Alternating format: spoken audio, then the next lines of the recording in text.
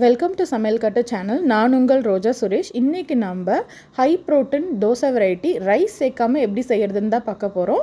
வாங்க வீடியோக்குள்ளே போகலாம். இதுக்கு நான் 1 டம்ளர் கருப்பு கடலை எடுத்திருக்கேன். அது கூட ஒரு 1/4 டம்ளர் கருப்பு உளுந்து எடுத்திருக்கேன்.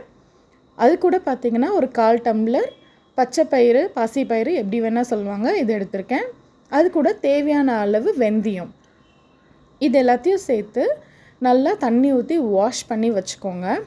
இதை வாஷ் பண்ண இதில் இருக்க அழுக்கு டர்ட்ஸ் எல்லாம் வெளியில் வந்துடும். ஒரு 4-5 தண்ணி ஊற்றி வாஷ் பண்ணிக்கிட்டிங்கன்னா கரெக்டாக இருக்கும். பசைய இந்த கருப்பு உளுந்தில் இருக்க தோல் அதெல்லாம் முடிஞ்ச அளவுக்கு வந்துடும். ஆனால் தோலோடு தான் இதை நம்ம செய்ய போகிறோம். ஓகேங்களா? இப்போ நான் இது ஃபுல்லாக க்ளீன் பண்ணிட்டேன். இது பார்த்திங்கன்னா இப்போது நான் ஒரு 6 hours ஊற வைக்க போகிறேன். 6 hours ஊற வச்சு அரைக்கிறது நமக்கு இட்லி தோசை மாவு பதத்துக்கு கரெக்டாக வந்துடும். பார்த்திங்களா? இப்போ ஊறி பர்ஃபெக்டாக ரெடியாக இருக்குது. பார்த்தாலே தெரியும் தோல் பிரிஞ்சு வரும். ஆனால் தோலை சேர்த்து தான் நம்ம அரைக்க போகிறோம் இன்றைக்கி. ஏன்னா இந்த தோல் கருப்பு உளுந்தில் கருப்பு கடலையில் அவ்வளோ ப்ரோட்டீன்ஸ் இருக்குது. அது நம்ம சாப்பிட அவ்வளோ பெனிஃபிட்ஸ் நம்ம ஹெல்த்துக்கு. ரொம்ப நேரம் ஃபில்லிங்காகவும் வச்சுருக்கோம். இது பார்த்திங்கன்னா நீங்கள் கிரைண்டரில் மிக்ஸி எதில் வேணால் அரைச்சிக்கலாம். இன்றைக்கி நான் கம்மி குவான்டிட்டி தான் ஊற வச்சுருக்கேன்றதுனால நான் மிக்ஸியிலே அரைச்சி எடுத்துக்கிறேன். ஓகேங்களா? இப்போ நான் காமிப்பேன். இந்த பதத்தில் அரைச்சி எடுத்துக்கோங்க. ரொம்ப நொர நிறைய வேணாம். நல்லா மைய அரைச்சி எடுத்துக்கிட்டிங்கன்னா நல்லா கிறிஸ்பியாக வரும் தோசை. ஓகேவா? இப்போ நான் கொஞ்சம் கொஞ்சமாக சேர்த்து எல்லாத்தையும் நான் அரைச்சி எடுத்து வச்சுருக்கேன். அது கூட கொஞ்சோண்டு தண்ணி மிக்ஸ் பண்ணி தேவையான அளவு உப்பு போட்டு நல்லா கையாலே கலந்து விட்டுடுங்க. நீங்கள் கையால் கலக்கும் போது ஈவனாக ஸ்ப்ரெட் ஆகும். ஓகேங்களா? நல்லா கையாலே இந்த பதத்துக்கு கலந்து வச்சுடுங்க.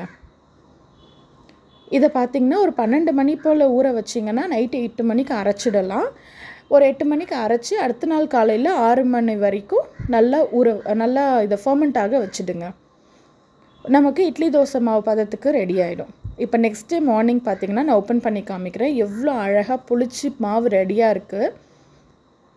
சூப்பராக இருக்குல்லங்க. பார்க்கவே எவ்வளோ சூப்பராக ரெடியாக இருக்குது பாருங்கள். நம்ம தேவையில்லாமல் வெறும் இட்லி தோசை சாப்பிட்டு நம்ம உடம்பு ஹெல்த்தெல்லாம் கெடுத்துக்க வேணாம். இதுக்கு மேலே ஒரு நாள் இந்த மாதிரி டிஃப்ரெண்ட்டான வெரைட்டிஸ் செஞ்சு பாருங்கள். இந்த மாதிரி வெரைட்டிஸ் ஆஃப் தோசை நம்மளோட சேனலில் இருக்குது.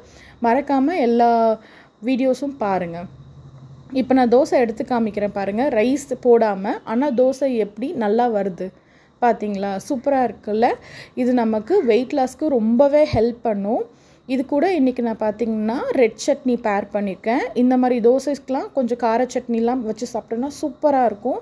வீட்டில் பெரியவங்கள்லேருந்து குழந்தைங்க வரைக்கும் தாராளமாக இதை சாப்பிட்லாம். ரொம்ப ஹெல்த்துக்கு நல்லது. எல்லாேருக்கும் சமைச்சு கொடுங்க. சூப்பராக என்ஜாய் பண்ணுங்கள்.